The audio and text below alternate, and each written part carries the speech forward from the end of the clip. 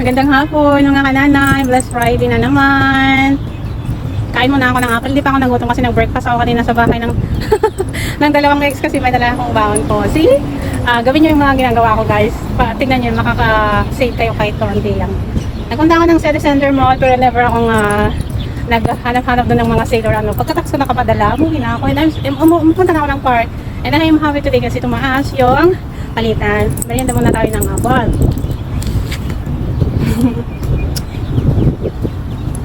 Bawat kinakain ko, tinitignan ko yung mga ano ng ano yung mga may dulot ng mga ganyan, kung ano yung mga di dapat. Kagaya na nang hilig-hilig ko ng peas guys, ang daming peas sa bahay, green peas. Ngayon lumipas na ako.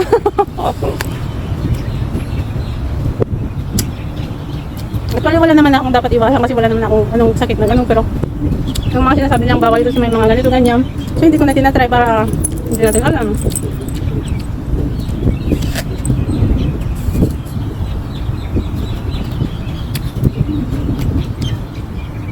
Ang sarap kasi sa park guys, sobrang fresh.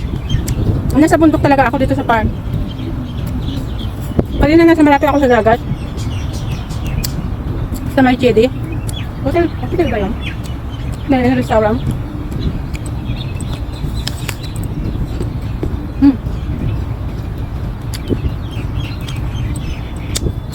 Ito nakakatulong sa may mga kidney disease. Ang mga tumitigas dito. No. No.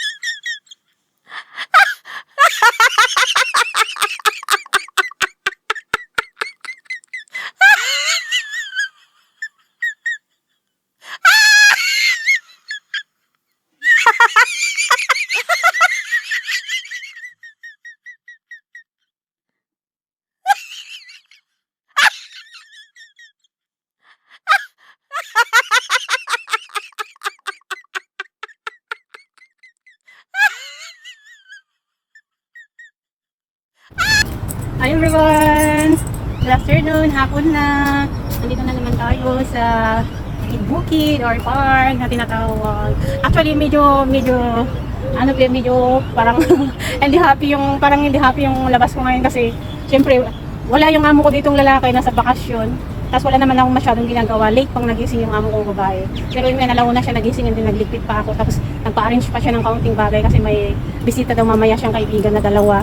Sabi niya na sa'yo kung iayos mo ngayon or ano, or maaga ka na lang babalik. Sabi niya, babalik sabi niya, and then medyo parang tumaas yung ulo ko guys kasi syempre ang late niyang nagising, may bisita pala siya. dapat pinalis niya na ako ng maaga, like Ramadan. Maalis ako ng alas 9, alas 10, and then mabalik ako ng 4, ganyan. Ngayon may plano pala siya, may bisita pala siya at gusto niyang, depende daw sa akin kung maaga. Sabi niya naman, depende sa'yo, ayusin mo na ngayon yung mga table plate ng sweets. Or maaga daw ako balik, sabi ko talaga guys, hindi ako maagang uuwi ngayon kasi late mo akong pinalabas, sabi ko sa kanya guys. Kasi alam niyo guys, magpo 4 years na ako sa kanila, siyempre wala tayong karapatang sasagot-sagot sa mga amo natin. Pero pag alam naman natin na yung tama na tayo na medyo sumusubra na sila sa mga oras, kinukuha na ganyan, yung karapatan natin guys. So sabi ko sa kanya, bakit ako maagang uuwi, late mo ako pinalabas. Sabi ko hindi siya nakainis guys. At saka inayos ko naman yung pinagawa niya. Ayun nga lang, medyo nainis ako kasi kung wala naman siyang bisita, minsan alas 11, nagising na sila, ganyan. Actually, wala akong ginagawa sa Friday kasi nag-aantay ka lang talaga na magising sila to fix the bed. And then, minsan mag-breakfast sila, minsan hindi. Pero yung pag mag-breakfast sila is light lang naman. Put eggs and hummus, ganyan, bread enough. Pero syempre, kung day off naman sana is, syempre parang whole day na yun sana eh. Pero anyway, okay lang naman na hanggang 1 o'clock, ganyan. Basta nakadepende rin sa ulo natin. Guys, nandito na naman ako sa park. Dito ako nagpunta pagkatapos ko galing ako sa city center kasi nagpadala ako. Pero pagkatapos niyan, nagpunta na ako dito. At saka I'm happy today kasi syempre napadalhan ko yung pamilya ko and then mataas ngayon, medyo mataas ng kaunti ngayon ang palit kaysa nung nakaraang month. So thanks God tayo tuwing nag-i-increase yung palitan ng pera kasi kahit paano may halaga ang ating mga sahod guys. So ayan, wala naman akong gagawin sa city center kasi syempre nasa bansang tayo, hindi mga Kristiyano, mas marami ang hindi Kristiyano. So napapangitan ako na nagbi-video doon at saka hindi naman nagagalit, sinasabihan ka ng security na ako nagbi-video lalo na pag may mga hindi Kristiyano na kumukuha, ipapadelete nila guys and ayaw nila kaya syempre nagpunta na ako dito. Kung may padalhan lang sana sa The Pearl or sa mga park, hindi na ako pupunta ng city center kasi nahilo ako guys, sobrang akong nahilo sa sa sasakyan kasi siguro dahil tag-init na, ganyan, kaya yung amoy ng sasakyan kung sino-sino mga sumasakyan. Nahihilo ako at saka manda na naman yung pagka-animating ko. But thanks God kasi tumaas ang tumaas ang palitan na sana naman ay tuloy-tuloy sana Lord hanggang December sa bagay kahit wala naman tayong naipapa-Christmas pero yung mga nagpapadala ganyan sana tuloy-tuloy ang pagtaas niya kasi naging 16 more than 16 na ngayon. So thanks God kasi kahit pa paano yung maliit na naipadala natin is medyo malaki na rin ng kaunti papunta sa Pilipinas and then ayan, makapag-save tayo ng kahit konti lang, di ba guys? So ayan, sa mga nagpadala ngayon, alam kong happy rin kayo kasi mataas ng kaunti ngayon. Actually hindi naman as in na mataas pero hindi na siya mababa, nag 16 na siya guys. Thank you Lord. So happy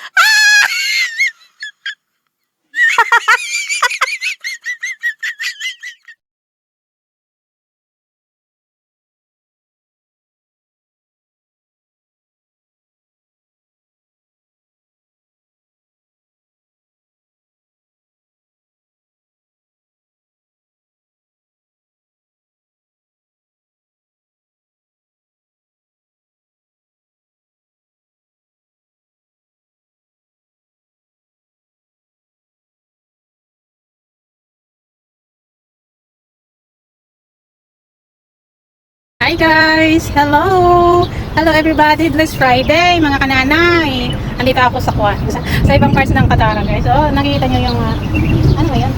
Dachigi Katara. Kung tilang haba pala nito hanggang doon kaya to sa may malapit sa UDC. Ang laki kasi ng mga park dito guys. Alam mo pag hindi mo talaga i-explain sa driver kung saan ka saan ka bababa saan ka sa park ng park. Hindi niya talaga alam guys na alam mo na ikot-ikot siya kanina, nagalit pa ako sa kanya kanina. Kasi sabi niya dapat daw sinasabi mo kung saang part ka. Ayan. Kasi malawak ang park kasi talaga guys. Iba sa ilog, iba doon sa bundok sa kabila, iba sa may mga camp, may mga kubo-kubo rin doon, ganyan. Ang daming magaganda sa park guys. Pero syempre, alam niyo guys, pag nasa park ka, mamahalin yung mga yung mga paninda, yung mga pagkain. Maraming paninda dito guys, may mga mall din. Mall ang mga nandyan, mall yung, asan yung sa kabila pa yung kwan, yung may parang gift yung ano niya. Dito ako malapit sa dagat. Alam niyo man guys, mahilig ako ng dagat kasi alam niyo kahit hindi tayo maglangoy, nakakuha tayo ng vitamina ng dagat. And yan ang pinaka-importante guys, yung vitamina galing sa dagat.